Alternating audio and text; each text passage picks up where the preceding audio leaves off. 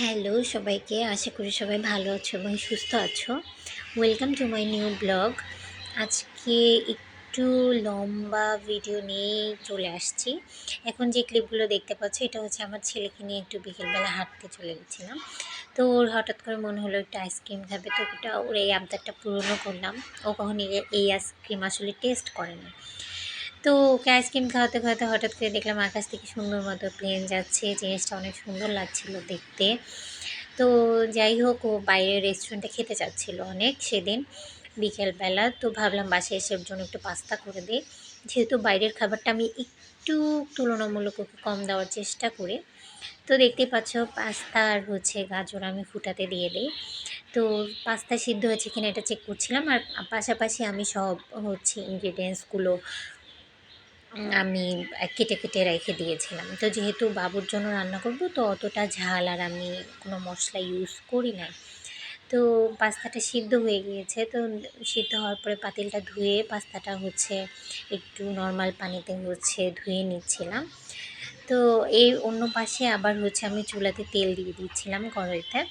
Please কেউ বলো না কড়াই নোংরা বা কালো, এটা এত পরিমাণে ইউজ করা হয়েছে, প্রায় এটার বয়স 11 বছরের উপরে এরকম। আমার শাশুড়ির দেওয়া কড়াই। তো এর জন্য হচ্ছে আমি আর এটাকে চেঞ্জ করি না। আমার হাজব্যান্ড এরা সবাই কমফোর্ট ফিল করে এটা রান্না করতে, তো তাই এটা চেঞ্জ করা হয় না। তো আর আমিও রান্না করতে করতে এটা অভ্যস্ত হয়ে গিয়েছে। তো দেখতে পাচ্ছ তেলের মধ্যে পেঁয়াজ আর হচ্ছে কাঁচামরিচ একটু ভেজে নিচ্ছিলাম, আর যাতে হচ্ছে একটু ভাজা ভাজা একটা ঘ্রাণ আছে।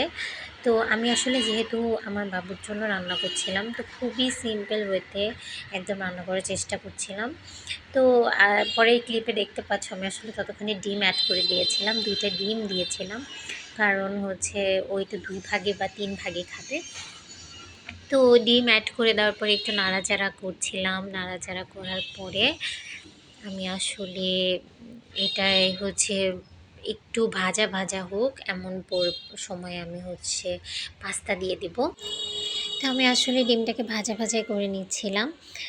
তো এবার আমি একটু লবণ ছিটা দিচ্ছিলাম, কারণ হচ্ছে আমি আসলে পাস্তায় দিয়েছিলাম যখন সিদ্ধ করছিলাম পাস্তাটা, তখন হচ্ছে অলরেডি আমি পাস্তার ভিতরে একটু লবণ দিয়ে সিদ্ধ করেছিলাম পাস্তার গাজরটা।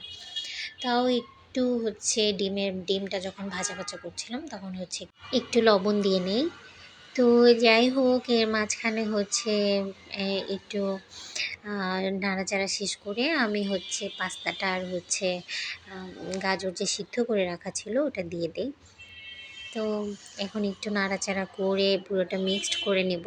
আমি জানি এই পাস্তা রান্নাটা খুবই সিম্পল রান্না, এটা সবাই অনেক ভালোভাবে অনেক সুন্দরভাবে রেসিপি দেয় বা হচ্ছে আরও ভালোভাবে রান্না করতে পারে। বাট অনেকেই হচ্ছে বাচ্চাদের জন্য কিভাবে পাস্তা রান্না করতে হয় বা এই জিনিসটা আসলে আমি দেখাচ্ছিলাম। যারা জানে তারা তো অবশ্যই জানে, এই ভিডিওটা আসলে তাদের জন্য যারা আসলে জানে না। তো আমার বাবুর জন্য আসলে আমি এইভাবেই পাস্তা রান্না করি। তো যেহেতু আমি একদমই কম ঝাল দিয়েছিলাম, তো ভাবলাম একটু সস দেই। উমামি এই বারবিকিউ সসটা এত মজা আর আমার ছেলে এত পছন্দ করে, তো এই সসটা একটু মিক্সড করে দিছিলাম। তো এই তো একটু নাড়াচাড়া করার পরে পাস্তার লুকটা এই চলে আসছে, দেখতে ভালোই লাগছিল। এটা আসলে বড়রাও খেতে পারে, যেহেতু বেশি একটা বানাতেও সময় লাগে না, যদি হাতের কাছেই জিনিসগুলো আমাদের সবসময় অ্যাভেলেবেল থাকে। আমি কোনো এক্সট্রা কিছু দিই নাই, মাশরুম বা হচ্ছে চিকেন এগুলো কিছুই দিই নাই। যাদের কাছে আছে হাতের কাছে অ্যাভেলেবেল তারা অবশ্যই দিতে পারে। তো এখন দেখতে পাচ্ছেন আমি আসলে চিজটা হচ্ছে গ্রেট করে দিচ্ছিলাম। চিজের এটা হচ্ছে উপর থেকে গ্রেট করে দিলে একটু ভালো লাগে। যেহেতু বাচ্চা মানুষ, ও বাইরে খেতে চাচ্ছিল, তো ওর মুখে আসলে চিজি ফ্লেভারটা তো আসলে একটু ক্র্যাক করবে।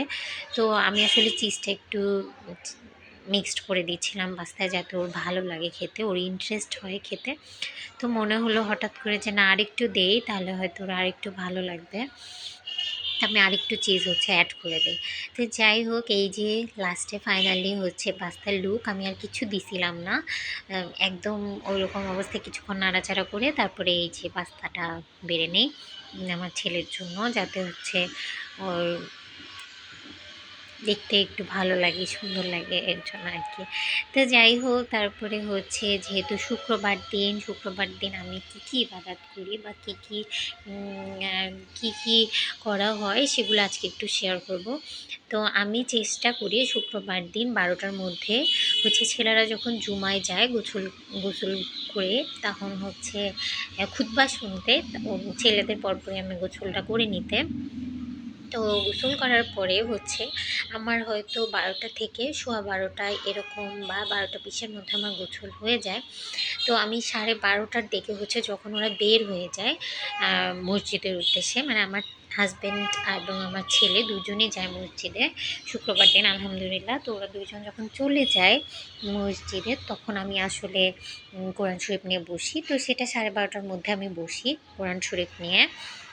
তো কোরআন শরীফ নিয়ে যখন আমি বসি, তো প্রথম আমার কাজ থাকে আমি একটা প্রতিদিন রুটিন ওয়াইজ 20 আয়াত করে পড়ি অর্থসহ। অর্থ যদি প্রতিদিন নাও পড়তে পারি, আমি সারমর্মটা পড়ি যদি সময়ের অভাব থাকে। তো প্রথম আমি যেটা করছিলাম আসলে আমি অর্থসহ যে কোরআন পড়াটা সেটা পড়ছিলাম। তো যেহেতু শুক্রবার, আমি অন্যান্য দোয়ার প্রথমে আমি বাকারার শেষ 2 আয়াত আমি পড়ে নিচ্ছিলাম। তো বাকারার শেষ 2 আয়াত এর জন্য খুঁজছিলাম যে বাকারার শেষ 2 আয়াত আসলে কোথায় আছে। তো পেজ উল্টে দেখছিলাম। তো আমি আজকে যে শুক্রবার দিন যে কাজটা আমি স্কিপ করি জোহরের সময়, সেটা আমি সূরা মুলক, মুজাম্মিল, সূরা ওয়াকিয়া সূরা, তারপরে ফুরকান সূরা, তারপরে তাকাসুর, এগুলো একটু পরে যেহেতু শুক্রবার দিন, সেদিন আমি একটু স্পেশালভাবে দোয়া পড়ার চেষ্টা করি। তো আমি বাকারার শেষ 2 আয়াত পড়ার পরে আমি আসলে কাহাফ সূরায় চলে যাব। কারণ কাহাফ সূরা পড়া শুক্রবার দিন খুবই ফজিলত সম্পন্ন। এটা যারা পারে তাদের অবশ্যই পড়া উচিত। সময় আছে যাদের, অবশ্যই আমি মেনশন করব যাদের সময় আছে। এবং সময় না থাকলে কাহাফ সূরা যেহেতু 110 আয়াত মোট, তো আমি বলবো যে 110 আয়াতে মিনিমাম চেষ্টা করা যে 20-20 ভাগ করে নেওয়া প্রতি ওয়াক্তে। 20-20 করে ভাগ করে নিলে 40, 80 আর 90, 100-তে হয়ে যায়। আর 10 আয়াত আসলে ভাগ করে পড়া যায়, 10 আয়াতে একটু একটু করে ভাগ করে আসলে পড়া হয়ে যায়। তো আমি প্রথমে আসলে কাহাফ সূরা একবারে একটানা পড়তে পারতাম না, যেহেতু আমার বাবু আছে, তো আমাকে টানা পড়তে একটু হ্যাসল হতো। আগে প্রিভিয়াস ডের কথা বলছি, আমার প্রায় অনেক দিন চেষ্টা করতে হয়েছে। আর যদিও বা সময়ও বা থাকতো, বা বাবু যদি বাবার সাথে চলে যেত মসজিদে, আমি না একটানা 110 আয়াত পড়ে শেষ করতে পারতাম না। একটা মোমেন্টে মনে হতো যে আচ্ছা আমি পারছি না, আমি আজকে 30 আয়াত পড়ি। তো 30 আয়াত একবেলায় পড়ার পরে আর পরের বেলা আমার পড়া হতো না। এরকম আমার আসলে অনেক স্ট্রাগল করতে হয়েছে। আমি বলবো, অনেকেই বলে যে যারা 5 ওয়াক্ত নামাজ পড়ে না, অনেকে আমি বলতে শুনেছি যে তুমি তো 5 ওয়াক্ত নামাজ ঠিক মতো পড়ো না, তো এখন 1 ওয়াক্ত পড়ে কী হবে তোমার, বা এখন 1 ওয়াক্ত তুমি কেন পড়ছো, তোমার তো সওয়াব হবে না। আমার মতে আপনি যদি এখন মনে করছেন আপনি এখন নামাজ পড়তে দাঁড়াতে চাচ্ছেন, আপনি দাঁড়িয়ে যান। আপনার এই গিল্টি বোধটা রাখবেন না যে আপনি আগের নামাজ পড়েন নাই। নিজেকে নিজে ক্ষমা করুন। নিজেকে নিজে ক্ষমা করে যখন আপনি আল্লাহর কাছে দাঁড়াবেন, নিশ্চয়ই আল্লাহ আপনাকে ক্ষমা করবে। এবং যখন দেখবেন আপনি জোহরের নামাজ পড়ছেন, তখন দেখবেন আপনার ইচ্ছে করবে আপনি আসরের নামাজ পড়তে, মানে আপনার আসরের নামাজটা পড়তে ইচ্ছে করবে যে আমি আসরের নামাজটা পড়ি। আমি বলবো করতে করতে আসলে ঠিক হয়ে যায়। আমরা কেউ পারফেক্ট না, আমরা কেউ কোনো জিনিস নিয়ে কী বলবো, মানে আমরা চেষ্টা করলে আসলে পারি, কিন্তু আমরা নিজেকে নিজে ক্ষমা করতে পারি না কোনো কিছুর জন্য। হয়তো আমি ফজরের নামাজে উঠতে পারি নাই, তাই বলে আমি জোহরের নামাজ পড়বো না, ব্যাপারটা এরকম আসলে ভুল।